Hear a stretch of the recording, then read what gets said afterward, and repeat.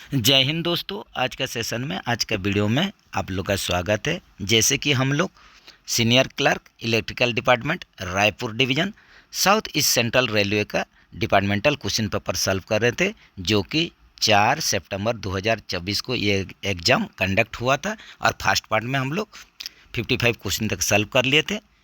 तो चलिए आज सेकंड पार्ट में नेक्स्ट जो क्वेश्चन है उसको सॉल्व करेंगे, तो आप लोग भी रेडी हो जाइए। तो डायरेक्ट चलते हैं 56 नंबर क्वेश्चन में। What is the full form of DEMU train in Indian railway. तो यहीं पर इंडियन रेलवे में जो DEMU ट्रेन आप लोग का चल रहा है, इसका फुल फॉर्म पूछ रहा है। तो सिंपल यहीं पर आप लोग का ये हो जाएगा डीजल इलेक्ट्रिक मल्टीपल यूनिट हो जाएगा। तो ऐसा ऑप्शन आप लोग देख लीजिए कहाँ पर है, तो यह ऑप्शन ए में है, डीजल इलेक्ट्रिक मल्टीपल यूनिट। इसके साथ साथ MEMU का भी देख लीजिए, MEMU मेमू जो कि main line electric multiple unit,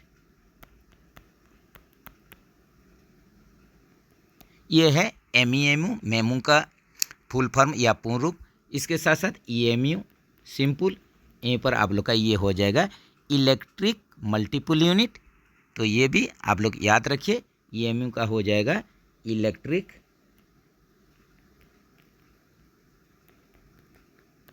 multiple unit.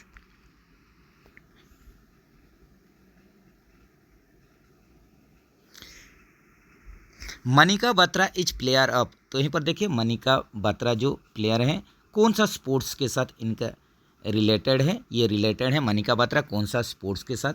तो यहीं पर आप लोग का सही आंसर हो जाएगा, ऑप्शन देख लीजिए ठीक से, ये हो जाएगा मनिका बत्रा टेबल टेनिस के साथ रिलेटेड है, ऑप्शन ए के साथ। चलिए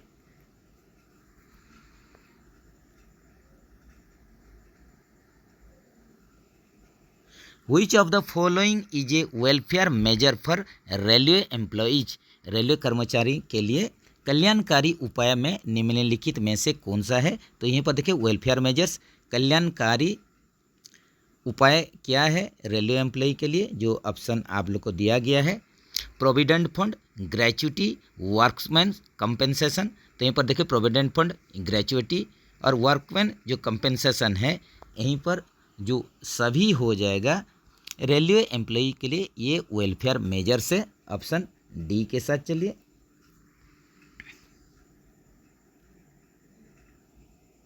which of the correct term regarding the application of DA on pension.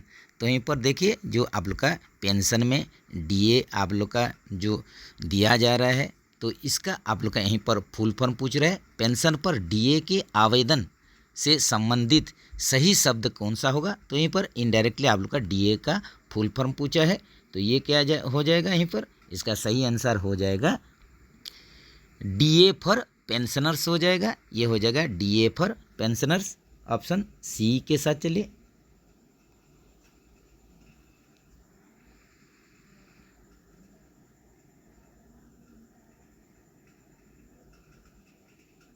Which is the correct rule regarding the payment of re-encashment।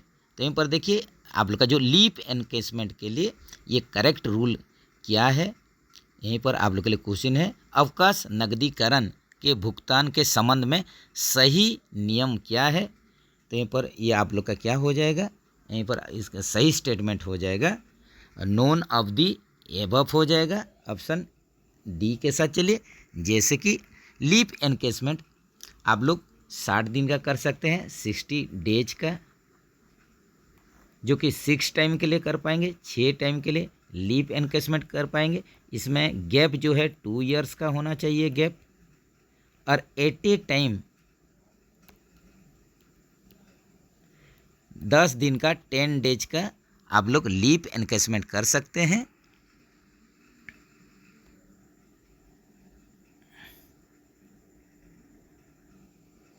In context of recent developments in technology AI stands पर। तो हाल ही में जो आप लोग का जो AI software develop हुआ है, तो यही आप लोग का AI का यहीं पर पूर्ण रूप पूछ रहा है क्या होगा, तो ये हो जाएगा आर्टिफिशियल इंटेलिजेंस हो जाएगा, ऑप्शन ए के साथ चलिए।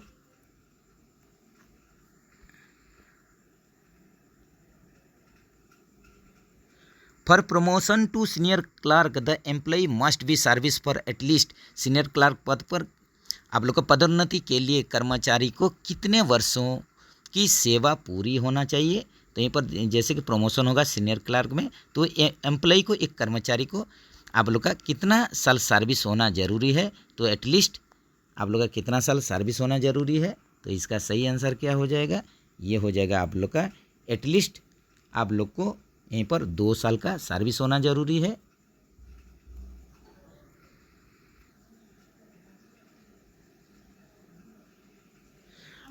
Under which scheme is cleaningness maintain in train in Indian railway. तो यहीं पर देखिए कौन सा स्कीम के तहत, कौन सा योजना के तहत क्लीनिंगनेस जो हो रहा है, मेंटेन हो रहा है ट्रेन में, इंडियन रेलवे में क्लीनिंगनेस जो आप लोग का मेंटेन हो रहा है। तो ये किस योजना के तरफ, भारतीय रेलवे की किस योजना के तहत ट्रेनों में सफाई की जाती है। तो ये क्या हो जाएगा इसका सही आंसर, इसका सही आंसर हो जाएगा स्वच्छ रेल स्कीम, ऑप्शन ए के साथ चलिए।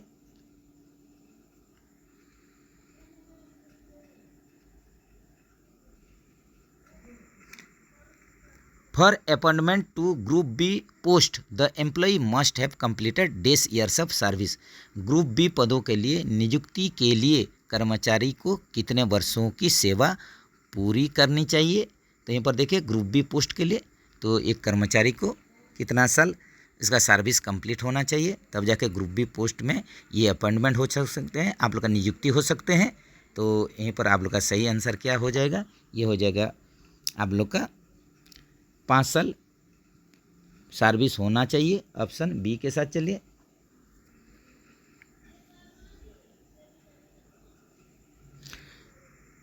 Railway employees can avail for advance payment for the purchase of. यहीं पर देखिए रेलवे कर्मचारी निम्नलिखित में से किसकी खरीदारी के लिए अग्रिम भुगतान प्राप्त कर सकते हैं।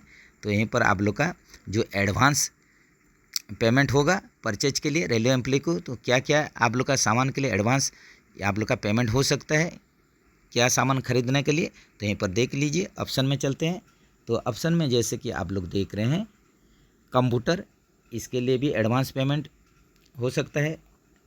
मोटर कार के लिए, हाउस बिल्डिंग के लिए, तो ये ऑल ऑफ दी एबव हो जाएगा, ऑप्शन डी के साथ चलिए। Which of the following is eligible for promotion. तो निम्नलिखित में से कौन पदोन्नति के लिए पात्र है। तो यहीं पर सही आंसर इसका क्या हो जाएगा, ऑप्शन ठीक से आप लोग रीड कीजिए, उसके बाद ही आंसर लीजिए। तो यहीं पर आप लोग का हो जाएगा एम्प्लॉई प्रोमोटेड टू एलडीसी। ये देखिए एलडीसी एग्ज़ाम देखिए आप लोग प्रमोशन ले सकते हैं, प्रोमोटेड हो सकते हैं। इसके बाद सेकंड में चलते हैं, employ promoted on merit.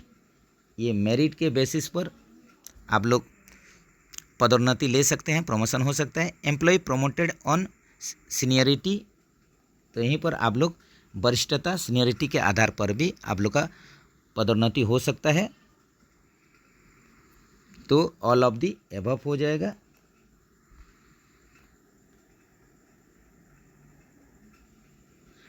Where did the first metro operation begin in Indian railway. भारतीय रेलवे में मेट्रो का पहला परिचालन कहाँ से शुरू हुआ था। तो ये आप लोग का नो डाउट ये आप लोग का कोलकाता से शुरू हुआ था फर्स्ट मेट्रो। तो ये आप लोग का स्टार्ट हुआ था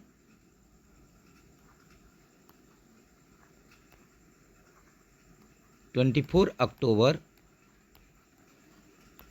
1984 से। ये आप लोग का शुरू हुआ था 24 अक्टूबर 1984 से, जो कि शुरू हुआ था भवानीपुर से।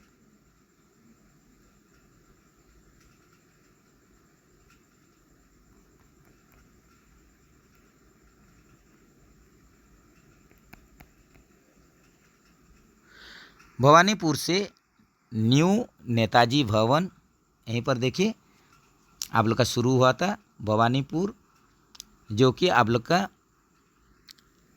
भवानीपुर से शुरू हुआ था Esplanade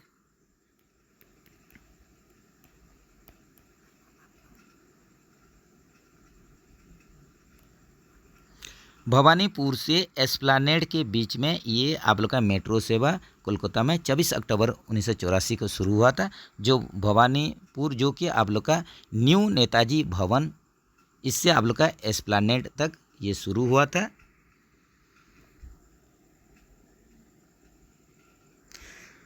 what is the full form of IRCTC in Indian railway. तो देखिए ये IRCTC नाम आप बहुत बार सुने होंगे इंडियन रेलवे में। तो इंडियन रेलवे में जो IRCTC है इसका फुल फॉर्म पूछ रहा है, तो इसका फुल फॉर्म क्या हो जाएगा? Indian railway catering and tourism corporation. Indian railway catering and tourism corporation, option A के साथ चलिए।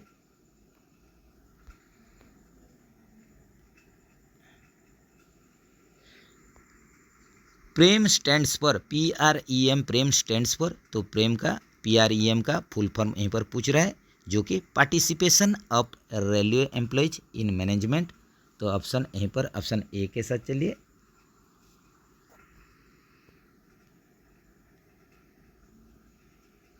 Group C, what is the rule for sanction of 70% TA to group C and group D employee. तो यहीं पर देखिए group C और group D कर्मचारी के लिए 70% जो TA मिलेगा, ट्रैवल अलाउंस जो मिलेगा, तो इसके लिए आप लोग का क्या रूल है? तो इसके लिए जो आप लोग का रूल है ये हो जाएगा आप लोग का 70% आप लोग को पाने के लिए TA for work done for more than 6 hours. तो यहीं पर आप लोग का जो सही ऑप्शन हो जाएगा ये हो जाएगा above 6 hours and below 12 hours. अगर आप हेडक्वार्टर से बाहर रहते हैं 6 घंटा से आप लोग का ज़्यादा लेकिन 12 घंटे से कम होगा, तो ये कंडीशन में आप लोग को 70% TA आप लोग को मिलेगा। TA for work done for more than 6 hours यहीं पर सही ऑप्शन हो जाएगा।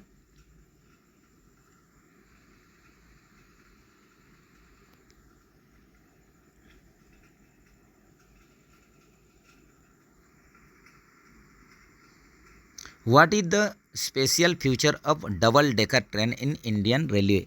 तो यहीं पर डबल डेकर ट्रेन का स्पेशल फ्यूचर पूछ रहा है, तो ये क्या हो जाएगा? ऑप्शन में देखिए, तो यहीं पर आप लोग का इसका जो स्पेशल फ्यूचर है ये हो जाएगा 2 story coaches.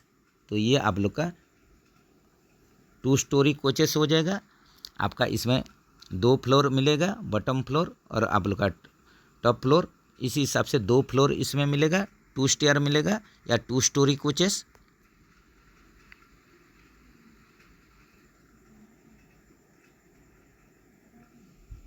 When did bullet train project begin in Indian railway. तो यहीं पर देखिए जो बुलेट ट्रेन का प्रोजेक्ट का शुरुआत इंडियन रेलवे में कब हुआ था? तो ये साल 2014 में शुरू हुआ था bullet train project. Option C के साथ चलिए। तो यहीं पर आप लोग का जो एग्रीमेंट हुआ था, agreement between India and Japan, bullet train project के लिए इंडिया और जापान के बीच में एग्रीमेंट हुआ था, तो ये 2014 में हुआ था।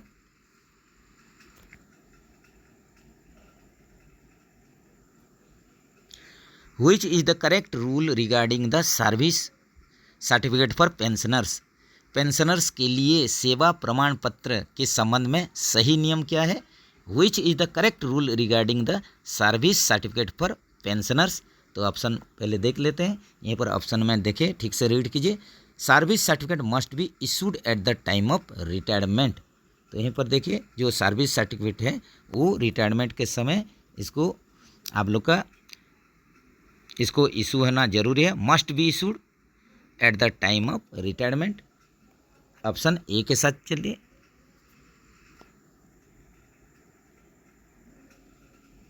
Under HOER clerical staff is classified as. तो जैसे कि आप लोग जानते हैं HOER इसका फुल फॉर्म क्या होता है? इसका होता है आवर्स ऑफ एम्प्लॉयमेंट रेगुलेशन होता है।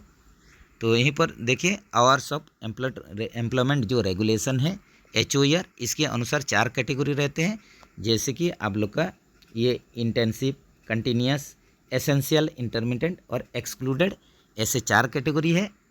तो इसमें जो क्लरिकल स्टाफ हैं ये कौन सा कैटेगरी में आते हैं, कौन सा क्लास में आते हैं, जो 4 कैटेगरी है इसमें।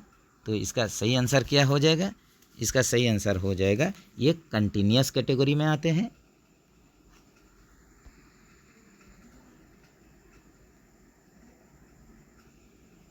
What is the rule for the payment of gratuity. Gratuity भुगतान के लिए नियम क्या है, कौन सा नियम है। तो यहीं पर ऑप्शन देख लीजिए पहले। तो यहीं पर आप लोग का जो ऑप्शन है 15 डेज पे for each completed year of service.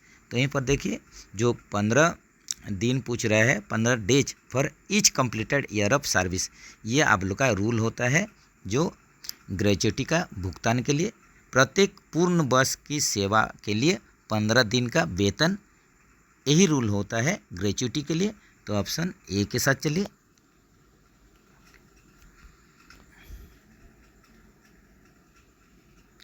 Which of the following is considered for the grant of family pension. पारिवारिक पेंशन के लिए निम्नलिखित में से कौन सा पात्र है। तो यहीं पर देखिए जिनको कि आप लोग का फैमिली पेंशन मिल सकता है, ऐसा पात्र क्या कौन हो सकते हैं यहीं पर।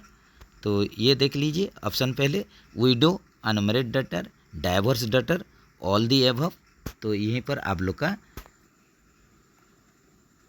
विडो जो आप लोग का विधवा है उनको भी फैमिली पेंशन मिल सकता है, अविवाहित बेटी, अनमैरिड डॉटर उनको भी मिल सकता है, डाइवोर्स डॉटर, तलाकशुदा बेटी उनको भी मिल सकता है। तो ऑल ऑफ दी एबव हो जाएगा, ऑप्शन डी के साथ चलिए। इन सभी फैमिली पेंशन का पात्र हो सकते हैं।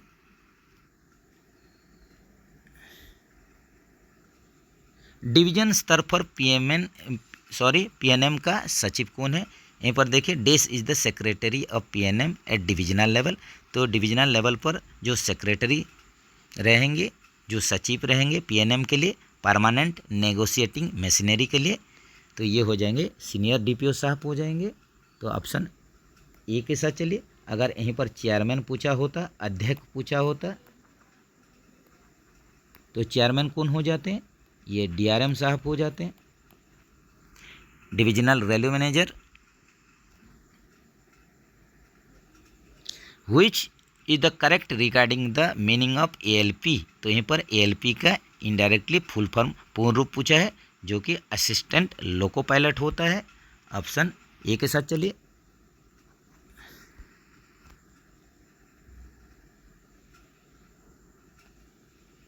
The penalty of compulsory retirement can be imposed by. तो यहीं पर देखिए अनिवार्य सेवानिवृत्ति की सज़ा कौन लागू कर सकता है। तो यहीं पर जो कंपल्सरी रिटायरमेंट है इसको लागू करने के लिए जो अथॉरिटी होंगे तो ये कौन हो जाएंगे। यहीं पर देखिए ऑप्शन में जैसे हम लोग देख रहे हैं, तो यहीं पर आप लोग का ये हो जाएगा option D, none of this होगा। तो इसके लिए जो करेक्ट आंसर क्या हो जाएगा, जो अपॉइंटिंग अथॉरिटी, जो नियुक्ति अथॉरिटी होते हैं वही आप लोग को कंपल्सरी रिटायरमेंट इम्पोस्ट कर सकते हैं, लगा सकते हैं। तो इसका सही आंसर हो जाएगा, correct answer appointing authority.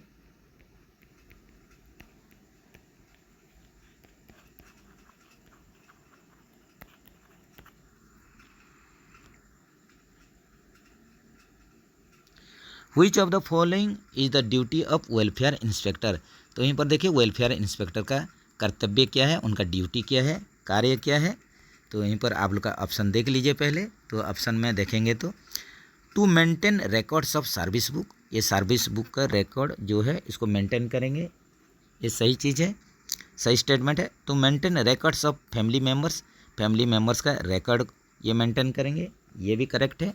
To maintain records of pensioners, ये भी करेक्ट है, पेंशनर्स का रिकॉर्ड ये मेंटेन करेंगे। ऑल ऑफ दी अबव हो जाएगा, ऑप्शन डी के साथ चलिए। The minimum amount of pension payable to railway employ each. तो यहीं पर देखिए मिनिमम अमाउंट जो पेंशन मिलेगा रेलवे कर्मचारी को भुगतान की जाने वाली न्यूनतम पेंशन राशि क्या हो सकता है।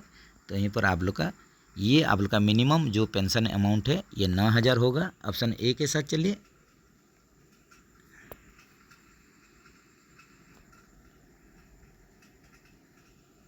Which of the following is correct regarding name of the. तो यहीं पर देखिए कुछ आप लोग को दिया है फुल फॉर्म, इसको शॉर्ट कोड में दिया है, तो इसका फुल फॉर्म आप लोग कौन सा सही है। Which of the following is correct पूछा है, कौन सा आप लोग का करेक्ट है फुल फॉर्म। तो ऑप्शन में चलते हैं। यहीं पर देखिए जो दिया है IRPS दे दिया है,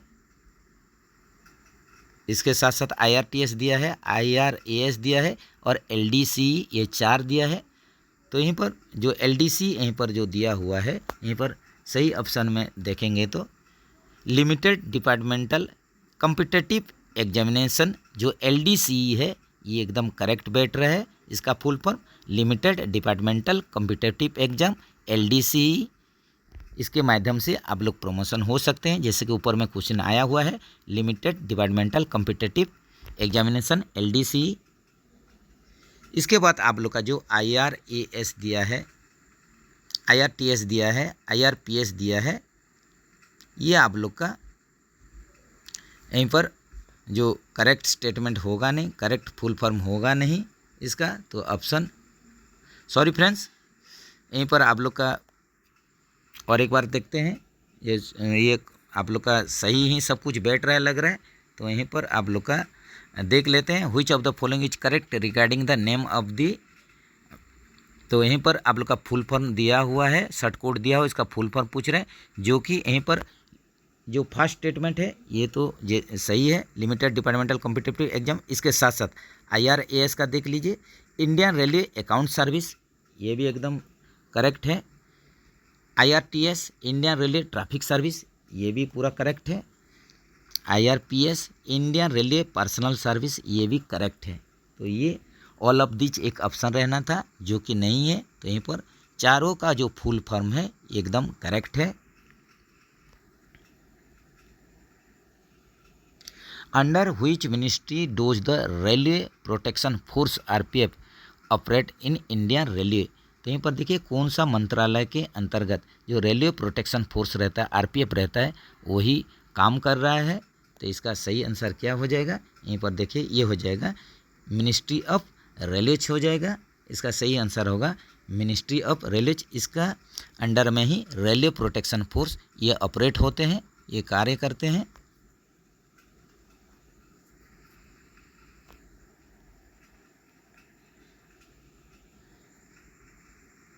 what is the full form of VRS। VRS का पूरा नाम क्या है, फुल फॉर्म क्या, पूर्ण रूप क्या है, ये हो जाएगा आप लोग का वॉलेंटरी रिटायरमेंट स्कीम हो जाएगा, voluntary retirement scheme. Option A के साथ चलिए। Which is correct regarding the meaning of SSC। तो SSC का फुल फॉर्म क्या है, senior section engineer. Option A के साथ चलिए।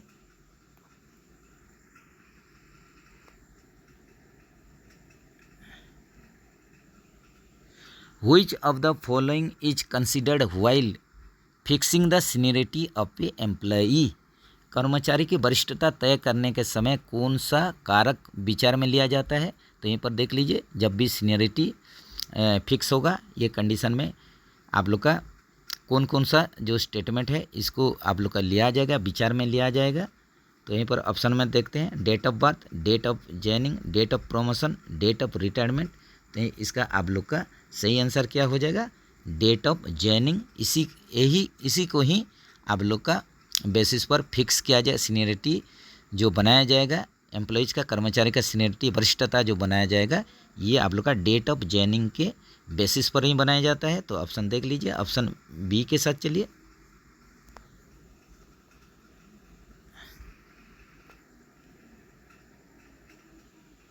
Which is correct regarding the rule of engagement in railway services. Railway सेवा में नियुक्ति से नियम के बारे में कौन सा स्टेटमेंट जो है ये सही है। तो यहीं पर देख लीजिए, ऑप्शन में पहले चलते हैं। एंगेजमेंट थ्रू आरआरबी के माध्यम से नियुक्ति, एकदम करेक्ट स्टेटमेंट है।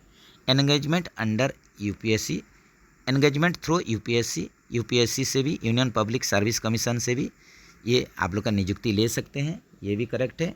एंगेजमेंट थ्रू कॉम्पेंसनेट ग्राउंड्स, दया के आधार पर नियुक्ति, ये भी सही है। तो ऑल ऑफ दी एबव हो जाएगा, ऑप्शन डी के साथ चलिए। Any railway is headquarter at, यहीं पर देखिए नॉर्थ ईस्टर्न रेलवे का हेडक्वार्टर पूछ रहा है, तो एनईआर का हेडक्वार्टर कहाँ हो जाएगा? एनईआर का हेडक्वार्टर हो जाएगा Gorakhpur.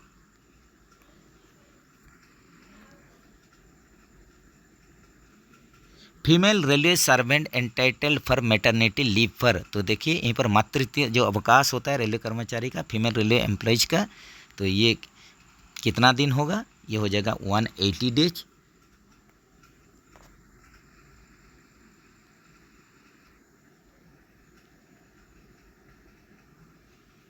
What is the name of the digital ticketing system in Indian railway? Indian railway में जो डिजिटल टिकटिंग सिस्टम है उसका नाम क्या है? तो इसका नाम हो जाएगा IRCTC, ये होगा IRCTC। ऑप्शन ए के साथ चलिए।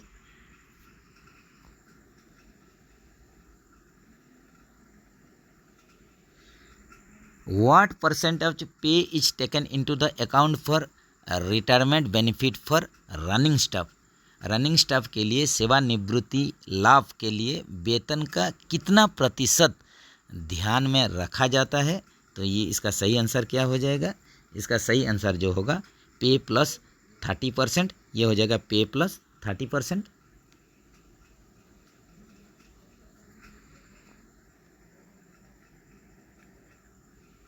For blood donation special casual leave can be sanction for, तो आप लोग ब्लड डोनेशन करेंगे, रक्तदान करेंगे, तो इसके लिए जो SCL स्पेशल लीव मिलेगा ये कितना दिन का मिलेगा? ये सिंपल आप लोग का मिलेगा 1 दिन के लिए स्पेशल लीव।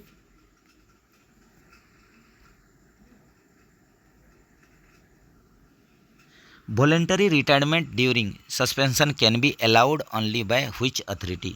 तो यहीं पर जो आप लोग का VR लेंगे, वॉलेंटरी रिटायरमेंट लेंगे, तो सस्पेंशन के दौरान अगर VR लेंगे तो ये केस में इसको सैंक्शन करने के लिए, अथॉरिटी अलाउड करने के लिए अथॉरिटी कौन हो जाएंगे? तो यहीं पर ऑप्शन पहले रीड कर लीजिए, तो सही अथॉरिटी होंगे यहीं पर जो अपॉइंटिंग अथॉरिटी होंगे, यही आप लोग का सस्पेंशन के निलंबन के दौरान VR ये अलाउड कर सकते हैं। तो ये हो जाएगा अपॉइंटिंग अथॉरिटी, ऑप्शन डी के साथ चलिए।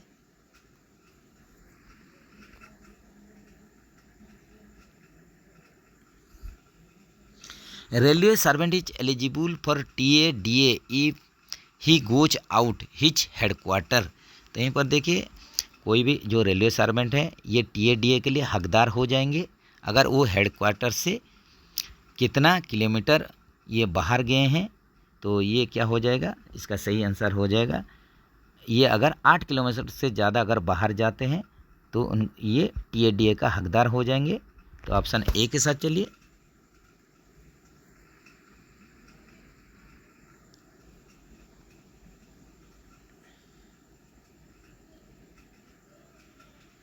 How many days of casual leave per year is an administrative officer staff entitled to? यहीं पर देखिए जो प्रशासनिक कार्यालय के कर्मचारी को प्रति वर्ष कितने दिन का आकस्मिक अवकाश मिलता है? तो यहीं पर how many days of casual leave per year is an administrative office staff entitled to, तो एडमिनिस्ट्रेटिव ऑफिस स्टाफ के लिए यहीं पर आप लोग का CL पूछा है, तो इनको कितना CL मिलता है? इनको CL मिलता है 8 दिन का।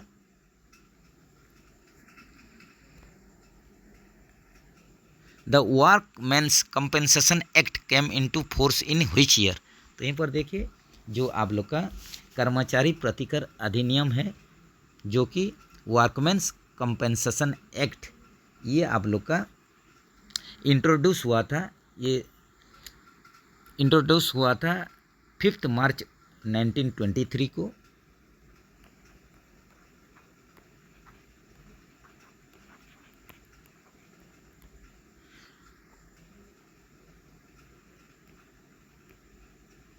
5 मार्च 1923 को ये शुरू हुआ था। वर्कमैन कंपेंसेशन एक्ट जो कि कर्मचारी प्रतिकर अधिनियम था, जो कि 5 मार्च 1923 को ये आप लोग का शुरू हुआ था, और ये आप लोग का प्रभार में आया था, केम इनटू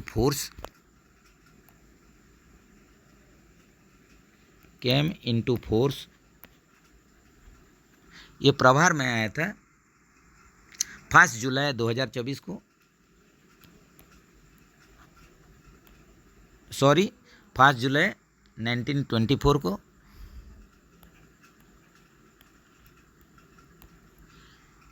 तो यहीं पर आप लोग का ऑप्शन जो दिया है, तो ये आप लोग का सही ऑप्शन हो जाएगा 1923 होगा, जिस टाइम ये शुरू हुआ था। लेकिन एक्चुअल में ये आप लोग का जो प्रभार में आया था, केम इनटू फोर्स, ये आप लोग का 1924 में 1 जुलाई 1924 को। ऑप्शन आप लोग का नहीं है, लेकिन आप लोग 1923 1923 साल 1923 ले सकते हैं।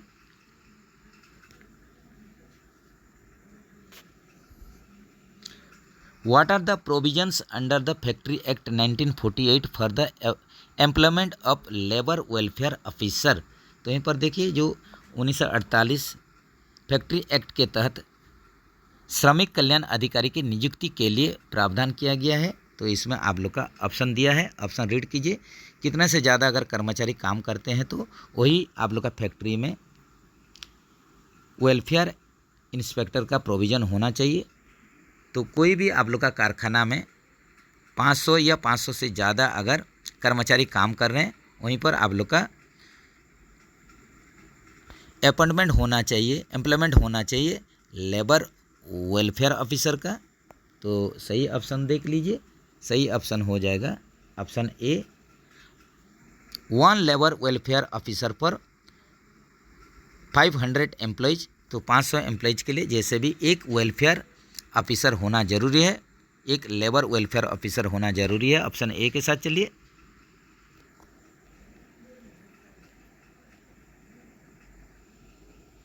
अन sports quota recruitment is made in, यहीं पर देखिए जो स्पोर्ट्स कोटा रिक्रूटमेंट होता है, ये कौन कौन सा ग्रुप के लिए स्पोर्ट्स कोटा रिक्रूटमेंट, खेल कोटा पर भर्ती हो सकते हैं, कौन कौन सा आप लोग का कौन कौन सा ग्रुप के लिए। तो यहीं पर ऑप्शन देखते हैं, ग्रुप बी के लिए ये हो सकता है स्पोर्ट्स कोटा में, ग्रुप सी के लिए भी, ग्रुप सी एंड डी दोनों के लिए। तो यहीं पर ऑल ऑफ दी एबव हो जाएगा। सभी प्रकार का ग्रुप के लिए आप लोग का स्पोर्ट्स कोटा में नियुक्ति हो सकता है, रिक्रूटमेंट हो सकता है। तो ऑप्शन डी के साथ चलिए। How many main departments are functioning on Indian railway, भारतीय रेलवे में कितने मुख्य विभाग काम करते हैं। तो यहीं पर देखिए जो मेन डिपार्टमेंट है, कितना मेन डिपार्टमेंट है जो कि इंडियन रेलवे में ये वर्क कर रहा है, फंक्शन कर रहा है। तो टोटल डिपार्टमेंट यहीं पर जो मेन डिपार्टमेंट होगा ये 10 हो जाएगा। जैसे कि आप लोग देख लीजिए, यहीं पर मैकेनिकल, इलेक्ट्रिकल, मैकेनिकल हो गया, इलेक्ट्रिकल हो गया, civil, operating, SNT, security,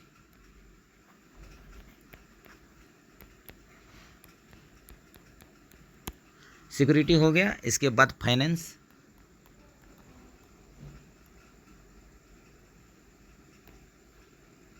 store, HR, commercial,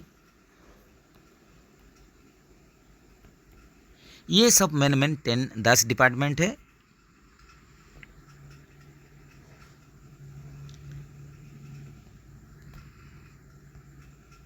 next चलते हैं, what is the minimum educational qualification for appointment in group C and group D compensate grounds, दया के आधार पर ग्रुप सी और ग्रुप डी में नियुक्ति के लिए न्यूनतम शैक्षणिक योग्यता क्या है। तो यहीं पर जो एजुकेशनल क्वालिफिकेशन होगा, शैक्षणिक योग्यता होगा।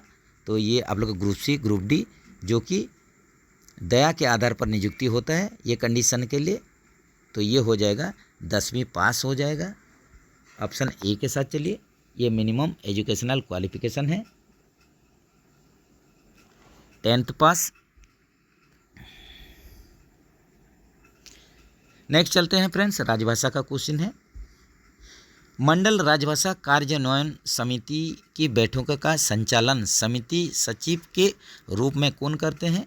तो ये मंडल स्तर पर पूछ रहा है, जो कि आप लोग का मंडल राजभाषा कार्यान्वयन समिति होगा। तो ये बैठक जो होगा इसको संचालन समिति के सचिव के रूप में कौन काम करेंगे?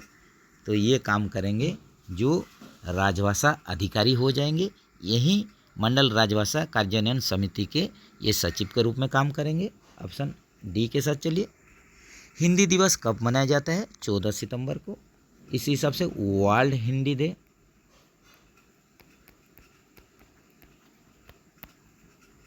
विश्व हिंदी दिवस ये 10 जनवरी को 10 जनवरी को मनाया जाता है हर साल। राजभाषा अधिनियम 1963 कब से लागू हुआ? तो यहीं पर देखिए, जो राजभाषा अधिनियम 1963 ऑफिशियल लैंग्वेज एक्ट 1963 ये कब से लागू हुआ है? ये 10 मई 1963 से। ऑप्शन सी के साथ चलिए। संसदीय राजभाषा समिति में लोकसभा और राज्यसभा से कुल कितने सदस्य होते हैं? तो संसदीय राजभाषा समिति में कुल 30 मेंबर होते हैं, जो कि राज्यसभा से 10 और लोकसभा से 20 की संख्या में टोटल जो मेंबर्स होंगे ये 30 हो जाएंगे। संविधान की 8वीं अनुसूची में अभी तक सम्मिलित कुल कितनी भाषाएं? तो 8th शेड्यूल कॉन्स्टिट्यूशन का 8वीं अनुसूची में टोटल 22 भाषा अभी तक सम्मिलित है। तो ऑप्शन ए के साथ चलिए। राजभाषाओं में कौन सी भाषा शामिल नहीं है? तो यहीं पर देखिए, जो राजभाषा में कौन सा भाषा को शामिल नहीं किया गया है, तो यहीं पर सही आंसर आप लोग का ये क्या हो जाएगा? ये हो जाएगा अंग्रेजी हो जाएगा, जो कि आप लोग का 8वीं अनुसूची में ये आप लोग का 22 भाषाओं में अंग्रेजी है नहीं।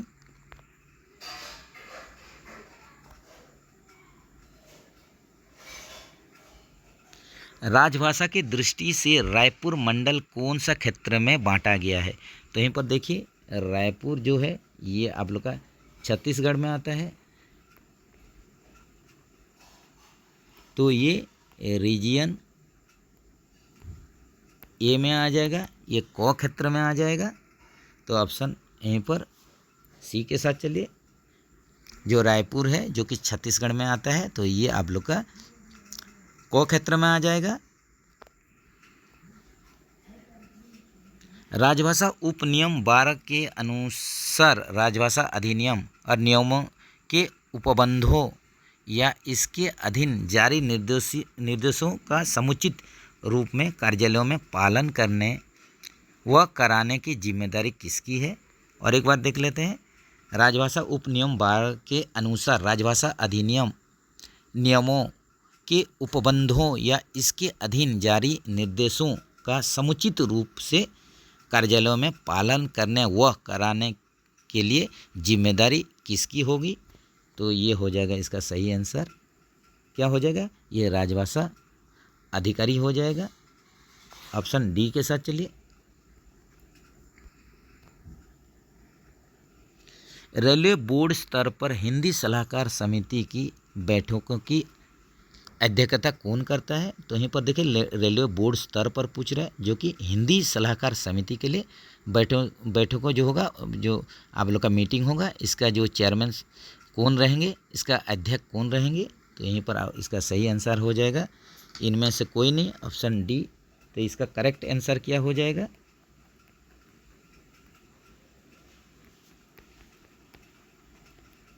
ये हो जाएगा रेलवे मिनिस्टर।